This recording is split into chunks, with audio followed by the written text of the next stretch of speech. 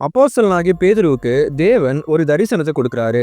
அந்த தரிசனத்துல 4 முனைகளும் கட்டப்பட்ட ஒரு பெரிய துப்பட்டி இருக்குது. அந்த துப்பட்டியில பூமியில் உள்ள சகலவிதமான 4 கால் ஜீவன்களும், காட்டு மிருகங்களும், ஊரும் பிராணிகளும், ஆகாயத்து பறவைகளும் காணப்படுகிறது.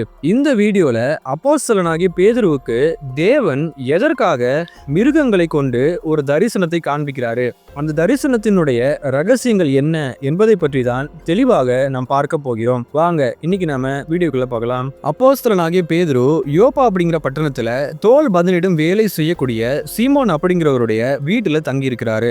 அப்பொழுது நேரம் ஏறக்குறைய 12 மணி. அந்த நேரத்துல எல்லாரும் சமையல் வேலையை செய்து கொண்டிருக்கிறாங்க.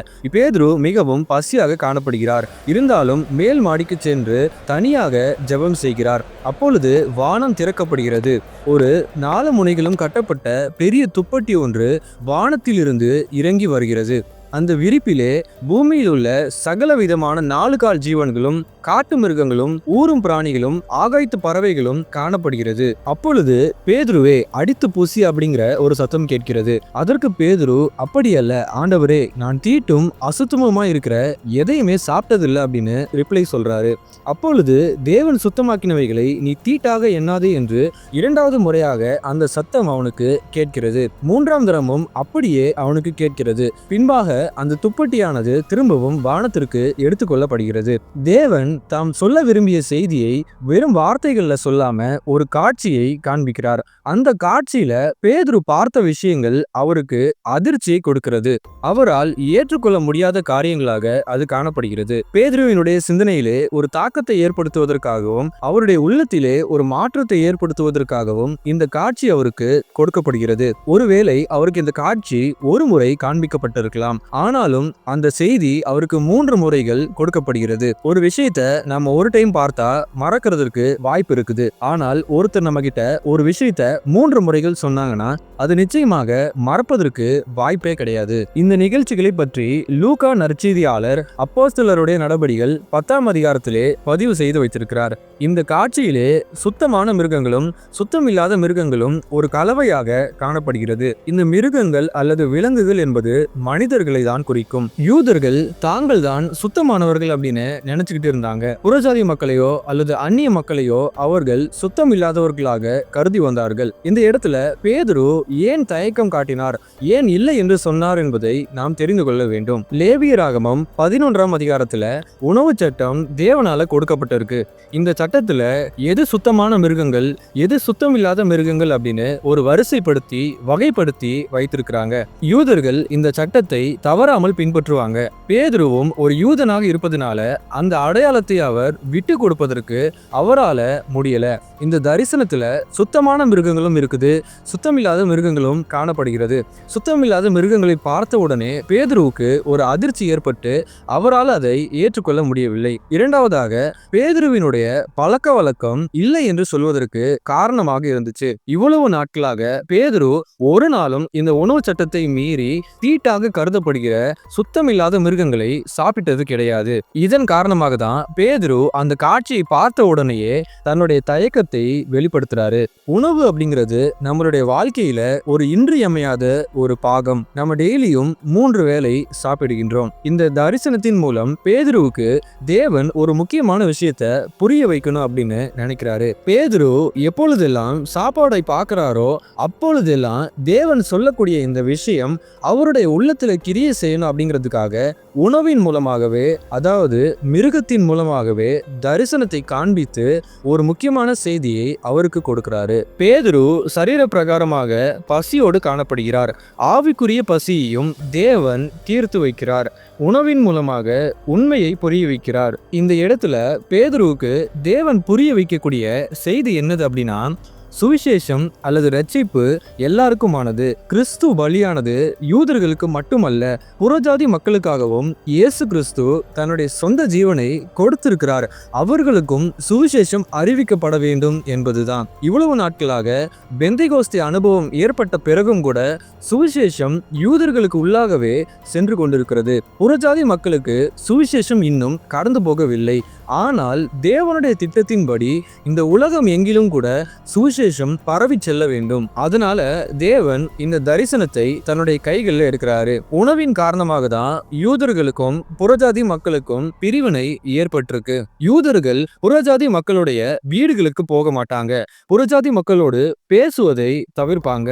அது மட்டுமல்லாமல் யூதர்கள் புறஜாதி மக்களோடு உணவு அருந்த மாட்டாங்க. இதற்கான காரணம் யூதர்கள் லேவியராகமம் 11ஆம் அதிகாரத்தில் சொல்லப்பட்டுள்ள உணவு சட்டத்தை தீவிரமாக பின்பற்றுவதுதான். தேவன் எதற்காக அந்த சட்டத்தை சொன்னார் என்பதை மறந்து அவர்கள் கண்மூடித்தனமாக அந்த சட்டத்தை பின்பற்றுவதுதான் அதற்கு காரணம். லேவியராகமம் 11ஆம் அதிகாரத்துல தேவன் சுத்தமான மிருகங்கள், சுத்தமில்லாத மிருகங்கள் அப்படின்னு 2 விதமான பிரிவுகளை இஸ்ரவேல் ஜனங்களுடைய கண்களுக்கு முன்பாக வைக்கிறாரு. இந்த நேரத்துல இஸ்ரவேல் ஜனங்கள் வனாந்தரத்துல இருக்கிறாங்க. அவர்கள் மத்தியில தேவனுடைய கூடாரமும் தேவனுடைய பிரசன்னமும் காணப்படுகிறது. உதாரணமாக சுத்தமான மிருகங்களாக செம்மறியாடு, வெள்ளாடு, மான், மாடுகள் அல்லது எருதுகள் கருதப்பட்டது. சுத்தமில்லாத மிருகங்களாக நாய், சிங்கம், பூனை மற்றும் பன்றிகள் காணப்பட்டது. இஸ்ரவேல் ஜனங்களுக்கு 3 முக்கிய காரணங்களுக்காக தேவன் லேவியராகமம் 11ஆம் அதிகாரத்துல உணவு சட்டத்தை கொடுக்கிறாரு. முதல் காரியம், தேவன் இஸ்ரவேல் ஜனங்களை பிரித்தெடுத்தது. அந்நிய தெய்வங்களை புறஜாதி மக்கள் வழிபட்டு வந்தார்கள். சில மிருகங்களை அந்த அந்நிய தெய்வங்களுக்கு அவர்கள் பலியாகவும் இட்டு வந்தார்கள். அப்படி அவர்கள் பலி செலுத்தின மிருகங்களை தான் தேவன் லேவியராகமம் 11ஆம் அதிகாரத்திலே இஸ்ரவேல் ஜனங்கள் சாப்பிடக்கூடாது என்று சொல்கிறார். இரண்டாவதாக, தேவன் இஸ்ரவேல் ஜனங்களுக்கு கீழ்ப்படிதலை கற்றுக் கொடுக்கிறார். தான் சொல்வதை இஸ்ரவேல் ஜனங்கள் கேட்டு செய்வாங்களா அப்படின்னு தெரிஞ்சுக்கணும் அப்படின்னு தேவன் நினைக்கிறார்.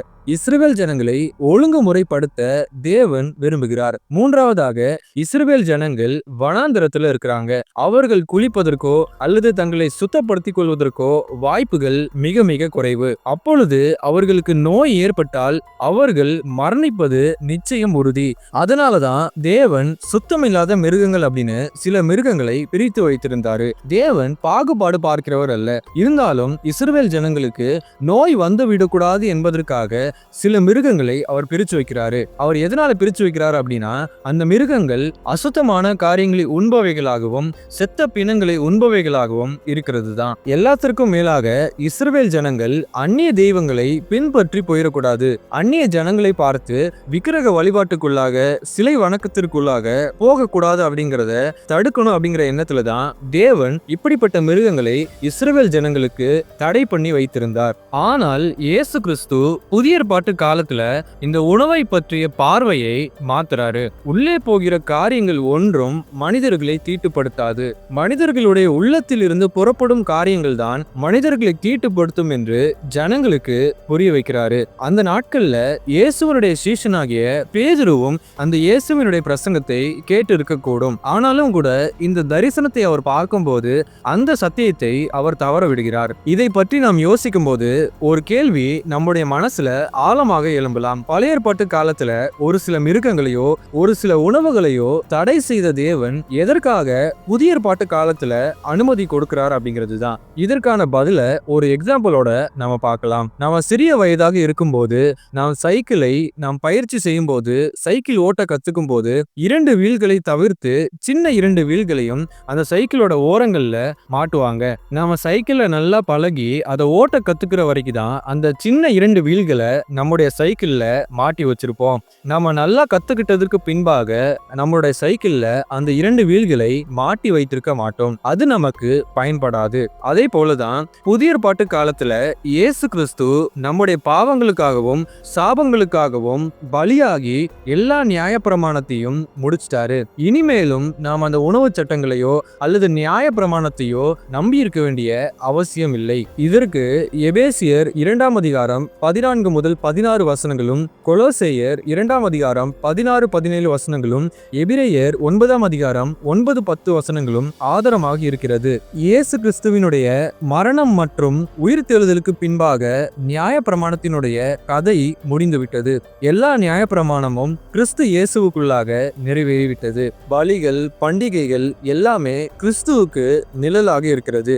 ஒருமுறை இயேசு கிறிஸ்து இந்த உலகத்திலே வந்து தன்னையே பலியாக கொடுத்ததற்கு உயிர்த்தெழுந்ததற்கு பின்பாக பழைய ஏற்பாட்டு சடங்குகளுக்கு எந்த வேலையும் இல்லாமல் போனது. அதனாலதான் பேதுருவுக்கு தரிசனத்தை காண்பித்து எல்லா மிருகங்களும் சமம்தான் என்றும் சுத்தமானவை சுத்தமில்லாதவை என்று ஒன்று இனி இல்லை என்றும் புரிய வைக்கிறார். பழைய ஏற்பாட்டு காலம் தொடங்கி புதிய ஏற்பாட்டு காலத்திலே இந்த தரிசனத்தை பேதுரு பார்க்கிற வரைக்கும் இஸ்ரவேல் ஜனங்களோ அல்லது யூத மக்களோ செய்த தவறு என்னது அப்படின்னா, தேவன் லேவியராகமம் 11ஆம் அதிகாரத்துல அந்நிய தெய்வங்களை தன்னுடைய ஜனங்கள் வழிபடக்கூடாது அப்படின்னு நினைச்சுதான் தேவன் சுத்தமான மிருகங்கள் என்றும் சுத்தமில்லாத மிருகங்கள் என்றும் பிரிச்சு சுத்தமில்லாத மிருகங்களை தொடவோ அல்லது சாப்பிடவோ அல்லது பலியிடவோ பயன்படுத்தக்கூடாது அப்படின்னு சொன்னாங்க. ஆனால் ஜனங்கள் என்ன பண்ணாங்க அப்படின்னா, இந்த சுத்தமில்லாத மிருகங்களை சாப்பிடக்கூடிய ஜனங்களையும் ஒதுக்கி வைக்க ஆரம்பித்து விட்டார்கள். அவர்களை தீட்டாக நினைக்க ஆரம்பிச்சிட்டாங்க. மனிதர்களை ஒரு தூய்மையற்றவர்களாக பார்க்க ஆரம்பிச்சிட்டாங்க. இது தேவனுடைய பார்வையில தவறாக இருந்தது. அது மட்டுமல்லாமல் சுத்தமான மிருகங்களை சாப்பிடக்கூடிய பலியிடக்கூடிய நமக்கு தான் தேவன் சொந்தமானவர் அப்படின்னும் ஒரு தவறான பார்வை அவர்கள் மத்தியில இருந்தது. அதனாலதான் புதிய ஏற்பாட்டு காலத்துல இயேசு கிறிஸ்து மனிதனாக வந்து தன்னுடைய ஜீவனையே தந்து பலியாக கொடுத்து உயிர்த்தெழுந்ததற்கு பின்பாக தேவன் யூதர்களாகிய தன்னுடைய சீடர்களுக்கு பேதுருவுக்கு இந்த உண்மையை புரிய வைத்து அந்நிய மக்களுக்கும் தன்னை பற்றிய சுவிசேஷத்தை பிரசங்கிக்குமாறு சொல்றாரு. பரலோக ராஜ்யத்துல எல்லாருக்குமே இடம் இருக்கிறது. எல்லாருமே தேவனுடைய பார்வையிலே சமமானவர்கள். தேவனை எல்லாருமே அணுக முடியும். புறஜாதி மக்களுக்கும் சுவிசேஷம் அறிவிக்கப்பட வேண்டும். பரிசுத்த ஆவியானவரின் அபிஷேகம் அவர்களுக்கும் கொடுக்கப்பட வேண்டும் என்று தேவன் விரும்பினார். ரட்சிப்பு எல்லாருக்குமானது என்பதையும் அது இலவசமானது என்பதையும் தேவன் விருப்போ அல்லது வெறுப்போ பார்ப்பது இல்லை என்பதையும் உறுதி செய்தார். இந்த தரிசனத்தை பார்த்த பின்புதான் பேதுரு கொர்நேலியுவினுடைய வீட்டிற்கு சென்று அவர்களுக்கு தேவனை பற்றி சொல்லி தேவன் பட்சபாதம் பார்ப்பவர் அல்ல என்ற காரியங்களை புரிய வைத்து அவர்களுக்கும் பரிசுத்த ஆவியை பெற்றுக்கொள்வதற்கு உதவி செய்தார். அவர்களும் தேவனுடைய மந்தையிலே தேவனுடைய ஜனங்களாக சேர்ந்தார்கள். அவர்களும் தேவனுடைய பிள்ளைகளாக மாறினார்கள். இந்த வீடியோவின் மூலமாக நாம் கற்றுக்கொள்ளக்கூடிய முக்கிய ஆவிக்குரிய பாடம் என்னவென்றால், இனம், மொழி, கலாச்சாரம் எல்லாவற்றையும் கடந்து தேவன் நேசிக்கிறவர். இயேசு எல்லாருக்காகவும் சிலுவையிலே ஜீவனை கொடுத்திருக்கிறார். எல்லாருக்கும் சுவிசேஷம் அறிவிக்கப்பட வேண்டும். ரட்சிப்பு எல்லாருக்குமானது. இங்கே ஒரே ஒரு பூமி தான் இருக்கிறது.